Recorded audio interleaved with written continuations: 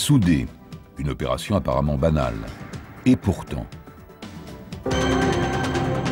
de nombreux incendies ont pour origine des travaux par point chaud. Soudage au chalumeau, oxycoupage, soudage à l'arc électrique, des travaux si courants qu'on en oublie les règles de sécurité les plus élémentaires. Des vies humaines sont en jeu. Il suffit d'une étincelle et la vie d'une entreprise bascule. Les travaux par point chaud comportent des dangers. 1500, 2000 degrés, la chaleur dégagée est impressionnante. Une chaleur qui, sans protection thermique, traverse les parois et le feu se déclare à l'abri du regard de l'opérateur. Les risques les plus menaçants sont souvent les moins visibles. Les étincelles et les gouttelettes de métal en fusion sont projetées à plusieurs mètres et se glissent partout. Sur ces copeaux, le feu prend très vite, mais il peut aussi couver plusieurs heures avant d'éclater.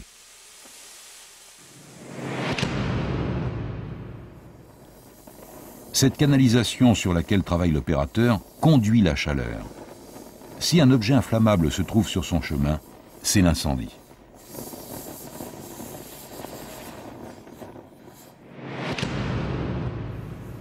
Tout ce qui se trouve sur le passage de la flamme présente un risque.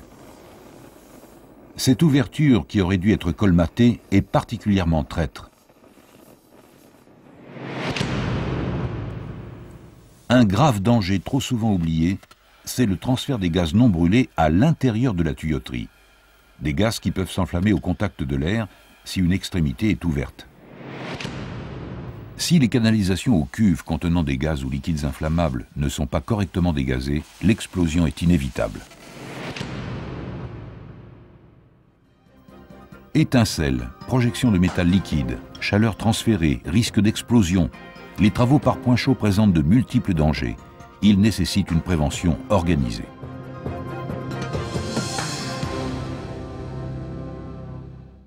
Avant tout travail par point chaud, l'entreprise doit s'entourer de précautions. La personne chargée de la sécurité visite les lieux avec l'équipe de soudeurs. Vous protégez correctement le matériel électrique, les tuyauteries, les rampes en plastique.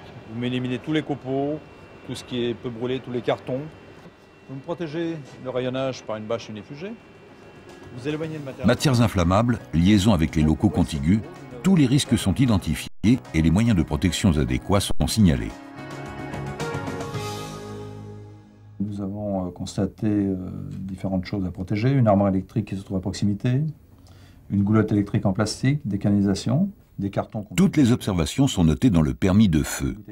Créé dans un esprit de prévention, il précise les consignes de sécurité à observer avant, pendant et après. Il est la garantie que toutes les précautions ont été prises. Et je signe. Donc voilà, je laisse donc pour la signature. Chacun des signataires s'engage à respecter ce permis de feu.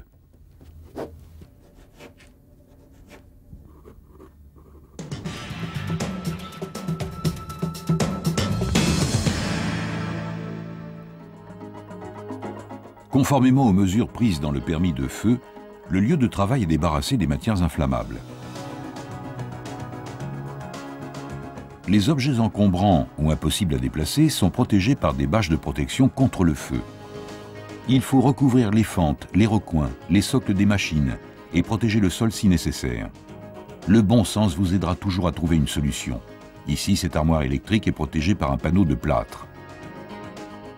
Avant de commencer le travail, les opérateurs disposent des moyens d'alerte et d'intervention nécessaires.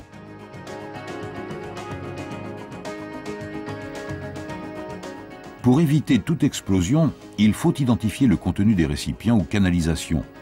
En présence de gaz ou liquides inflammables, il faut vidanger, puis dégazer par remplissage d'eau ou par injection d'un gaz inerte. On s'assurera à l'aide d'un explosimètre qu'il ne demeure plus aucun danger.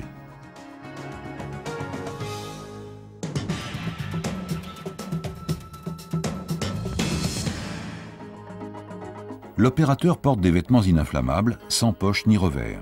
Soudage au chalumeau, oxycoupage, soudage à l'arc, la protection individuelle dépend de la technique utilisée.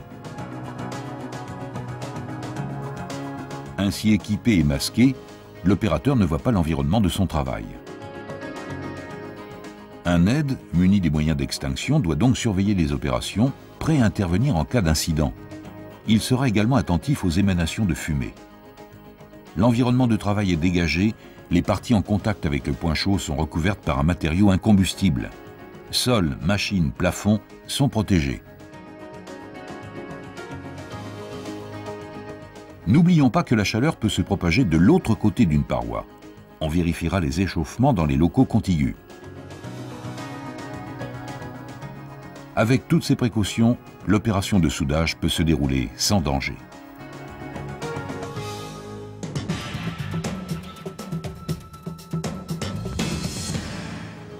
Dès la fin de l'opération, le lieu de travail sera soigneusement inspecté.